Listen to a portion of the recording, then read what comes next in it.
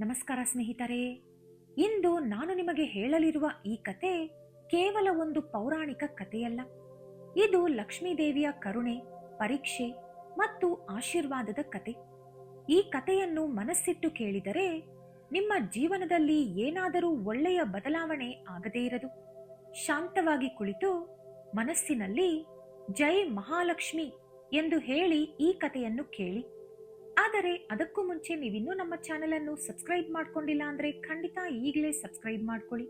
ಹಾಗೆ ಈ ವಿಡಿಯೋ ಇಷ್ಟ ಅಂದ್ರೆ ಮರೀದೆ ಒಂದು ಲೈಕ್ ಕೊಡಿ. ಒಂದು ಪುಟ್ಟ ಊರಿನಲ್ಲಿ ಸೀತಮ್ಮ ಎಂಬ ಬಡ ಹೆಂಗಸು ಬದುಕುತ್ತಿದ್ದಳು. ಅವಳಿಗೆ ಅಪಾರ ಶ್ರದ್ಧೆ, ಆದರೆ ಬದುಕಿನಲ್ಲಿ ಅಪಾರ ಕಷ್ಟ. ಬಡತನ ಇದ್ದರೂ ಪ್ರತಿದಿನ ಬೆಳಿಗ್ಗೆ ಒಂದು ಚಿಕ್ಕ ದೀಪ ಹಚ್ಚಿ ಲಕ್ಷ್ಮೀದೇವಿಯನ್ನು ಪ್ರಾರ್ಥಿಸುತ್ತಿದ್ದಳು. ಅಮ್ಮ, ನನಗೆ ಸಂಪತ್ತು ಬೇಡ, ನನ್ನ ಮನೆಗೆ ಶಾಂತಿ ಕೊಡು ಎಂದು ಕಣ್ಣೀರಿನಿಂದ ಬೇಡಿಕೊಳ್ಳುತ್ತಿದ್ದಳು. ಒಂದು ದಿನ ಆ ಊರಿಗೆ ಒಂದು ವೃದ್ಧ ಮಹಿಳೆ ಬಂದಳು. ಹಳೆಯ ಬಟ್ಟೆ, ದುರ್ಬಲ ದೇಹ, ಹಸಿದ ಕಣ್ಣುಗಳು.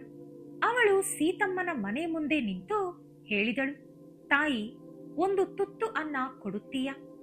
ಸೀತಮ್ಮನ ಮನೆಗೆ ಆ ದಿನ ಅನ್ನವೂ ಸಾಲದ ಸ್ಥಿತಿ. ಆದರೂ ತನ್ನ ಪಾಲಿನ ಅನ್ನವನ್ನು ಅರ್ಧ ಮಾಡಿ ಆ ವೃದ್ಧೆಗೆ ಕೊಟ್ಟಳು. ಹೃದಯ ತುಂಬಿ ಹೇಳಿದಳು, ಅಮ್ಮ, ಇದು ಕಡಿಮೆ ಇದೆ, ಆದರೂ ಪ್ರೀತಿಯಿಂದ ಕೊಟ್ಟಿದ್ದೇನೆ. ಆ ಕ್ಷಣವೇ ಆ ವೃದ್ಧ ಮಹಿಳೆ ಒಂದು ದಿವ್ಯ ಪ್ರಕಾಶವಾಗಿ ಬದಲಾದಳು.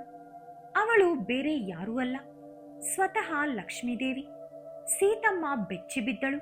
ಭಯದಿಂದ ನೆಲಕ್ಕೆ ಬಿದ್ದು, ಅಮ್ಮ, ನಾನು ನಿಮ್ಮನ್ನು ಗುರುತಿಸಲಿಲ್ಲ ಎಂದು ಅತ್ತಳು.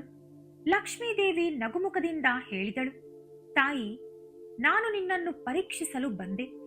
ನಿನ್ನ ಬಳಿ ಹಣ ಇರಲಿಲ್ಲ, ಆದರೂ ಹೃದಯ ತುಂಬಾ ದೊಡ್ಡದಿತ್ತು.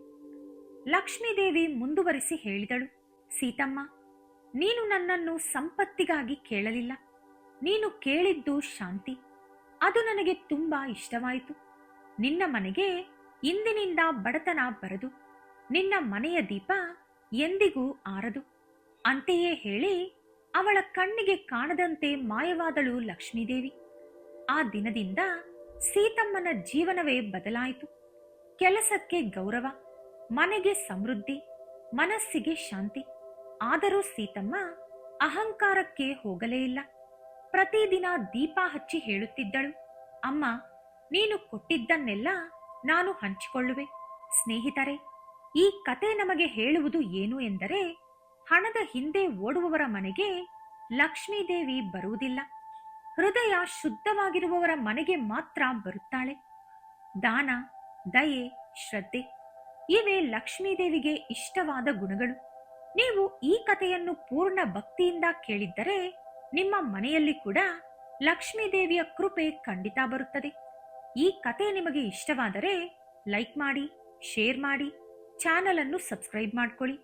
ಕಮೆಂಟ್ನಲ್ಲಿ ಜೈ ಮಹಾಲಕ್ಷ್ಮಿ ಎಂದು ಬರೆಯಿರಿ. ಮತ್ತೊಂದು ವಿಡಿಯೋದಲ್ಲಿ ಪುನಃ ಭೇಟಿಯಾಗೋಣ. ಧನ್ಯವಾದಗಳು.